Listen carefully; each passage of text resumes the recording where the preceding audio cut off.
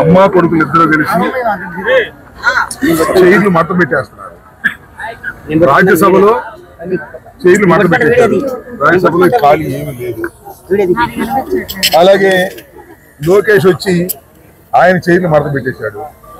ఇవాళ పాపం వారి సతీమణి ఎన్టీ రామారావు గారి కుమార్తె వచ్చి చంద్రబాబు నాయుడు గారిని రెస్ట్ తీసుకోమంటుంది. విన్నారా? ఆమె కుప్పంలో పోటీ చేయటమే కాదు, చంద్రబాబు నాయుడు గారికి రెస్ట్ ఇవ్వండి అని చెప్పి కుప్పంలో చంద్రబాబు నాయుడు గారి కుర్చీ కూడా మూసేశారు. ఇది చాలా స్పష్టమవుతున్నది. నేను ఒకటి మనవి చేస్తా. నిన్నే ఎక్కడో జగన్మోహన్ రెడ్డి గారు చంద్రబాబు నాయుడు గారిని వృద్ధుడు ముసలోడు అన్నా అంట. దానికి ఎంత కోపం వచ్చింది లోకేష్ బాబుకి? కోపం వచ్చి నేను చాలా ఇష్టం వచ్చినట్టుగా మాట్లాడాడు. పాపం భువనేశ్వర్ గారు కూడా ఇవాళ ఏమన్నారు, ఆయన పెద్దవాడు అయిపోయాడు, ఇక రెస్ట్ తీసుకుంటాడు, నేను పోటీ చేస్తాను అన్నారు. అది వాళ్ళ పార్టీ వ్యవహారం, వాళ్ళ కుటుంబ వ్యవహారం. మొత్తం ఇద్దరికి రెస్ట్ ఇచ్చి, ఎవరికి బాబు కొడుకులకి ఇద్దరికి రెస్ట్ ఇచ్చి నందమూరి తారక రామారావు గారు కుమార్తె కుప్పంలో పోటీ చేయమని ఎవరు పోటీ చేసినా శ్రీమద్ రమారమణ గోవిందే.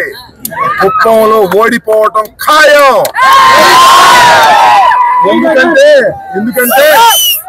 ఎందుకంటే కుప్పానికి చంద్రబాబు నాయుడు గారు 35 సంవత్సరాలు అంట, 30 సంవత్సరాలు లేదు, సుదీర్ఘ కాలం శాసనసభ్యుడిగా పోటీ చేసి గెలుపొందినా కుప్పానికి నీళ్ళు ఇవ్వలేదు. జగన్మోహన్ రెడ్డి గారి ప్రభుత్వంలో త్వరలో నీళ్ళు ఇవ్వబోతున్నాం కుప్పానికి. కాబట్టి కుప్పంలో కూడా ప్రజాదరణ కోల్పోయినటువంటిది చంద్రబాబు నాయుడు గారి కుటుంబం. కాబట్టి అక్కడ కూడా చైరు మడత వెయ్యవలసిందే. కుప్పంలో గెలిచే పరిస్థితి తెలుగుదేశానికి లేదు, రాష్ట్రంలో ఎక్కడ గెలిచే పరిస్థితి లేదు. మంచి కామెంటే, నేనేం కాదంటలా. బాబు భువనేశ్వర్ గారు వచ్చి నందమూరి వంశస్త్రాలు, ఆమె వచ్చి చంద్రబాబు నాయుడు గారు రెస్ట్ తీసుకోమని ఆమె పోటీ చేస్తే ఆమెకైనా ఓటమి తప్పదని ఈ సందర్భంగా చెప్పదలుచుకున్నాను.